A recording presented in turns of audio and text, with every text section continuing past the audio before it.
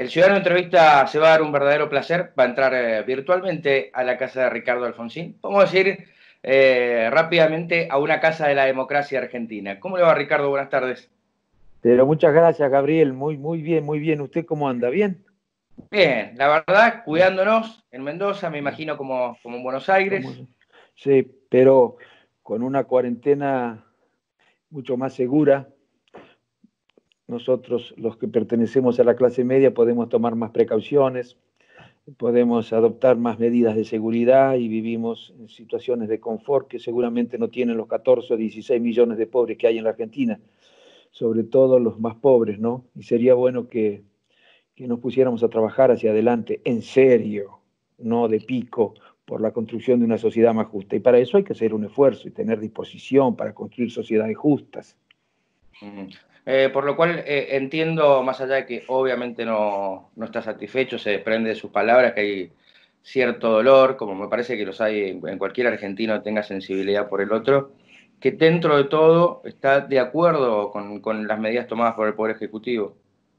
Pero absolutamente. Y además, por supuesto que va a haber problemas económicos, pero no por las medidas tomadas.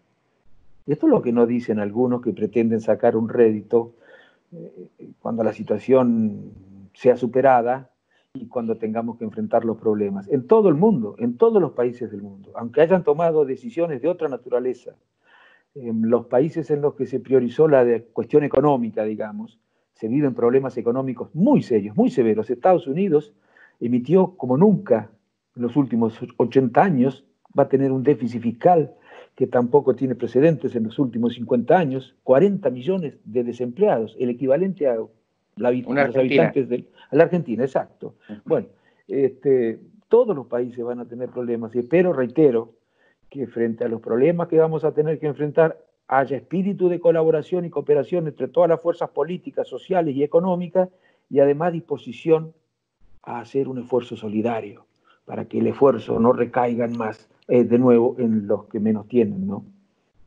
Claro, porque usted lo señalaba al comienzo, nosotros estamos haciendo esta entrevista, seguramente detrás de esa puerta hay otra Exacto. habitación y un baño, como me pasa a mí, y en otro caso, que es la Argentina profunda, muchas veces familias enteras viven en una habitación como la que está usted o como la que estoy yo. Sí, claro, claro, claro. Por eso digo que necesitamos que los gobiernos tomen decisiones justas, que las leyes sean justas. Algunos creen que no es tarea de la política tomar decisiones para que haya justicia social. Creen que la justicia social es un asunto personal, hay que garantizar solo la libertad y después cada uno por sus propios medios tiene que asegurarse la justicia social. No, eso es despolitizar la justicia social, despolitizar la igualdad. Yo, y como radical, aunque los radicales últimamente se han olvidado un tanto acerca de qué representa la Unión Cívica Radical, sostengo que la búsqueda de la igualdad y de la justicia social es una responsabilidad de la política. Ricardo, ¿y es una responsabilidad también de la oposición? Cuando usted dice la política, ¿se refiere a que gobierna y a la oposición también? Absolutamente. Ahora hay sectores de la oposición que creen que la mejor manera de conformar, de asegurar condiciones de vida justa es sacando las manos de la política de la economía. Que la política no se meta en economía, que en la economía funcione solo el mercado y el sector privado. De esta manera, sostienen algunos, se logran condiciones que permiten a cada uno satisfacer sus necesidades básicas. Pero eso es una teoría. Y la práctica, no la teoría, es la que lo desmiente. En todos los países del mundo donde se han aplicado estas filosofías, las cosas en lugar de mejorar han empeorado. Sin lugar a dudas. Recién hablaba del radicalismo, de su lugar de Sí, pertenencia, sí. que hoy la verdad que quisiera preguntarle en qué situación está, ¿no? Después de la alianza con el PRO, de lo que fue Juntos por el Cambio, del ninguneo que me parece que hubo por parte de Juntos por el Cambio para un partido centenario de líderes importantes como es el radicalismo. Hoy, ¿cómo está? Más allá de que sabemos que el presidente del partido, es un mendocino, es Alfredo Cornejo. Perseverando en el error, perseverando en los errores que se cometieron desde el 2015. Y el ninguneo al que usted hace referencia, Cristian, que es cierto, no es responsabilidad del PRO. Nosotros nos colocamos en esa situación, en la situación propia de quien cree que no tiene derecho a opinar, probablemente por haber perdido tan feo las PASO, de quien no tiene diferencias, de quien cree que lo único que debe hacer es aprobar y consentir. Y esa fue la actitud que asumió el partido. Y a mí que no me lo digan, porque yo fui 8 años diputado, sé bien lo que nosotros pensábamos hasta el 2015 respecto de cuestiones muy importantes. Y pensamos algo muy distinto de lo que hizo el PRO a partir del 2015. Y lo acompañamos como partido. Bueno, algunos no, ¿no?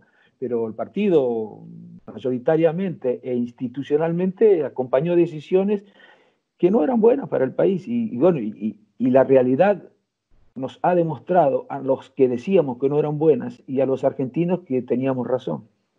Bien. Ricardo, quiero preguntarle, ¿qué le pasa cuando ve las marchas de los médicos o gente diciendo que, por otro lado, se los separo porque parecen temas parecidos, pero son distintos, gente diciendo, basta de cuarentena, queremos ir a trabajar? Sí, bueno, yo puedo entender que haya posiciones opuestas, que haya gente que cree que lo de la cuarentena no fue una buena medida, pero que sean sinceros, que lo planteen con franqueza a la sociedad. Porque ¿qué es lo que veo? Sobre todo en algunos políticos, no estoy hablando de la ciudadanía, en algunos políticos. Veo que dicen, bueno, las decisiones adoptadas por el gobierno han sido desequilibradas desde el punto de vista económico, se ha descuidado mucho la economía.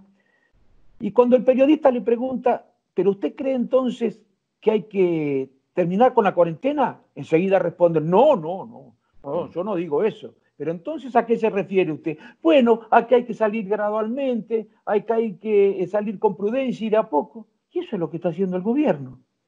Y eso es lo que está haciendo el gobierno. Ahora, si tenían una alternativa mejor, si creen que ya se puede salir y no gradualmente, si lo que quieren en el fondo decir es lo que quieren algunos grupos económicos, terminemos con la cuarentena, que lo digan y que se hagan cargo de las consecuencias, pero que no estén especulando electoralmente, haciéndole creer a la sociedad que si estuvieran ellos harían una cosa distinta. Porque yo creo que, por lo menos un gobierno radical, hubiera priorizado la salud, la vida de los argentinos. Y lo cierto es que los países que optaron de manera diferente por la economía están en una situación muy mala desde el punto de vista económico. Igual hubiera sido muy mala y va a ser muy problemática la economía argentina, pero no por las decisiones que tomó el gobierno, sino por la pandemia. Esta mañana charlaba con José Luis Espert y él aseguraba que el gobierno está enamorado de la cuarentena, que es una manera que les ha venido bien, gobernar por decreto, sin congreso, sin justicia. Y yo me pregunto, ¿hay algún gobierno realmente que pueda hacer uso de algo tan difícil como una pandemia? Yo creo que Espert si proyectan los demás una intención semejante, o si le atribuye al gobierno enamoramiento de la pandemia, lo hace porque es algo que le podría pasar a él. Pero, a ver, yo lo que pregunto es lo siguiente: ¿puede creer alguien que para el gobierno puede no creer alguien que para el gobierno lo mejor sería poder decir, miren, hemos superado este problema con la menor cantidad de víctimas posible, por supuesto nos duelen las que han existido, pero hemos terminado en una situación que comparada con otros países es infinitamente mejor y ahora vamos a ponernos a trabajar todos juntos para recuperar la economía? ¿Qué creen? ¿Que eso no le gustaría decirlo al gobierno? El gobierno está deseando poder decir eso, pero claro, el levantamiento de todas las medidas restrictivas se va a producir cuando se combinen cuestiones económicas, cuestiones sanitarias, cuestiones sociales, y eso es algo que hay que ir haciéndolo con mucha responsabilidad, muy gradualmente y con mucha prudencia. Por otra parte, en la mayoría de las provincias ya se levantaron las restricciones económicas. Ahora hablan como si lo que ocurre en el AMBA y en la capital federal ocurriera en todo el país. O como si no existiera, ¿no? En Como si no otro existiera, caso. tal cual. ¿Mm? La última, y sé que tiene otras entrevistas por delante, Ricardo, y Sí. agradeciéndole, ¿qué le parece el silencio en 74 días, si no me equivoco, de cuarentena del expresidente Mauricio Macri hasta acá? ¿Lo ve como algo prudente? Y no importa? ¿Está No, bien? yo creo que todos tienen. Yo en ese sentido no creo que el hecho de que se hayan cometido errores lo inhabilita a uno para hablar. Por otro lado, creo que Macri no debe creer que cometió errores.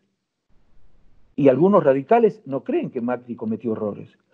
Tanto no creen que no cometió errores, tanto creen que no cometió errores que no he visto hacer una sola autocrítica al radicalismo. Hoy, a ninguno, a ningún radical, salvo a los que hemos venido disintiendo desde el principio. Una sola autocrítica. No le he visto decir a nadie las políticas que se aplicaron desde el año 2015 fueron incorrectas. Y no hay que volverlas a aplicar hacia adelante. De manera que yo creo que tienen, el que crea que está proponiendo cosas que son viables y buenas para el país, debe hablar. Muy bien. Ricardo, le agradezco muchísimo este contacto, es la primera vez que charlamos así a la distancia, ha sido un placer. No, gracias a ustedes, un abrazo muy grande. Chao. Que tenga buenas tardes. Chao, chao. Chao, chao.